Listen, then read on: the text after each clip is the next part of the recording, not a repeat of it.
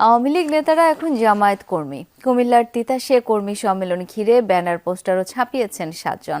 তারা আওয়ামী লীগের বিভিন্ন পদেও ছিলেন, যদিও জামায়াতের দাবি তাদের আদর্শেই বিশ্বাসী সবাই।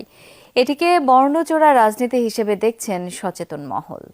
ওয়ালটন টেলিভিশন মাত্র 25,490 টাকায় পাচ্ছেন গুগল টিভি। মোহাম্মদ হানিফ তিতাস উপজেলার মজিদপুর ইউনিয়নের 4 নম্বর ওয়ার্ড আওয়ামী লীগ সভাপতি ও ইউপি সদস্য।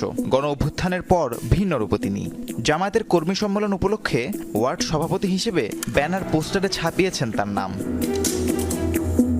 হানিফের মতো ওমর ফারুক, শামীম খান, আবুল কালাম সহ আরো 7 জনও ভিন্ন রূপে, অথচ সবাইকে আওয়ামী লীগের নেতা হিসেবেই জানতেন এলাকাবাসী। ছিল পদ পদবি। স্থানীয় জামাত নেতাদের দাবি আগে থেকেই তাদের আদর্শে বিশ্বাসী ছিল তারা। রাজনৈতিক প্রেক্ষাপটের কারণে এতদিন আড়ালে ছিলেন সবাই। এই লোকগুলি আমাদেরই লোক। আওয়ামী লীগের আমলে আমরা ওপেন করি নাই আর কি, ওই যে সুযোগ হয়েছে এখন আমরা ওপেন করছি আর কি তাদেরকে। এটা আমাদেরই কর্মী, আমাদেরই লোক, আমাদেরই নির্বাচিত মেম্বার।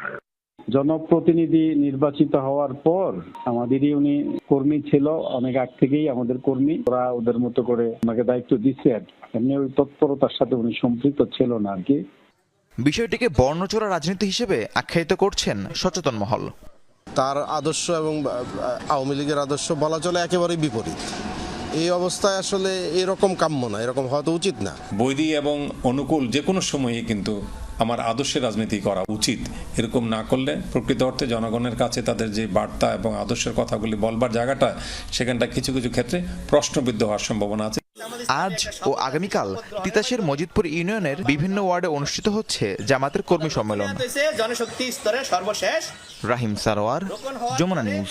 তখন সে বিভিন্ন নির্বাচনে